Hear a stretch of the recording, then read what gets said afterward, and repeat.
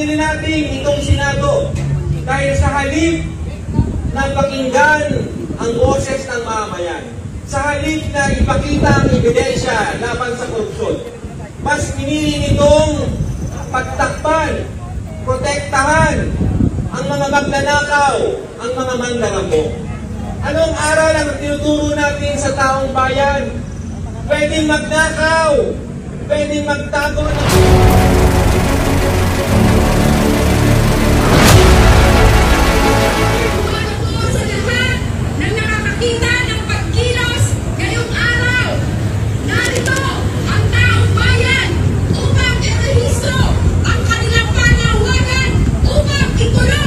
impeachment trial at pananagutin si Sara Duterte.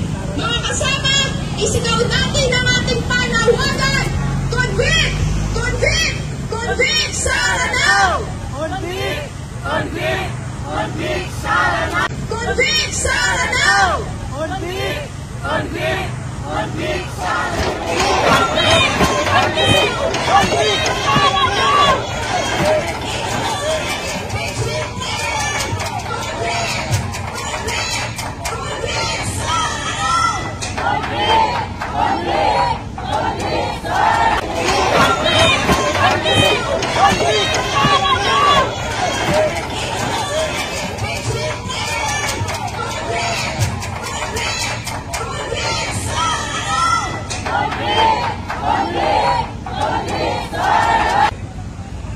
Kaya tayo sinisingil natin ang pamahalaan ni Marcos Jr.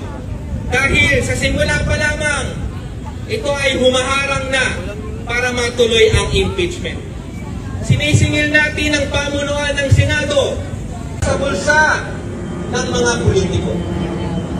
Kaya ang Senado, dapat ang katakutan niya hindi ang mga Marcos, hindi ang mga Duterte, kundi ang galit ng sambayanang Pilipino.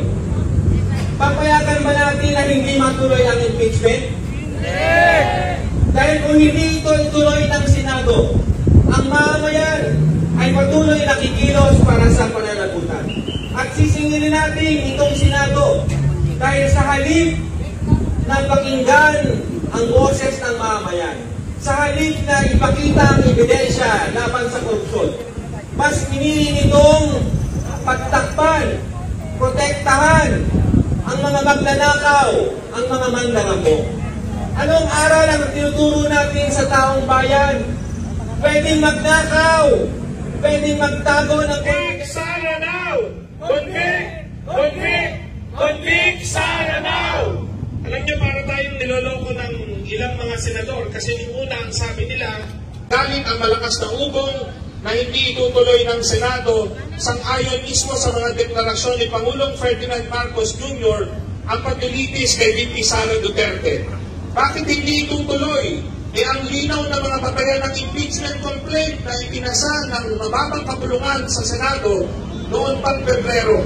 Kabilang dito ang mga sumusunod, ang hindi maliwanag o hindi maipaliwanag na pagtulustay ng 612.5 million na confidential funds ng Office of the Vice President at Department of Education.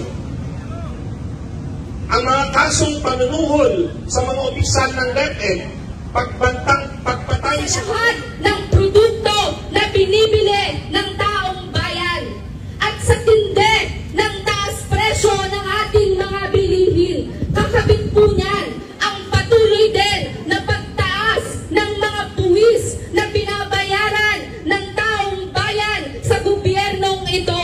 Pero anong ginagawa ng mga politiko, lalong-lalo na ni Sara Duterte? Ang ginagawa nila, pinupulsa, nilalagay sa mga maanumalyang programa ng gobyerno kagaya ng confidential and intelligence funds.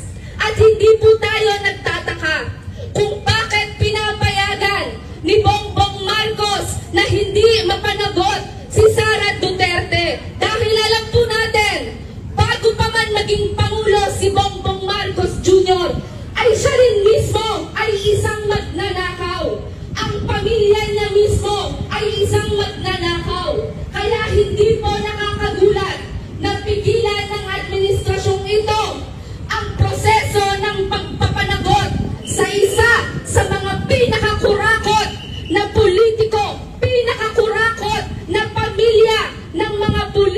dito sa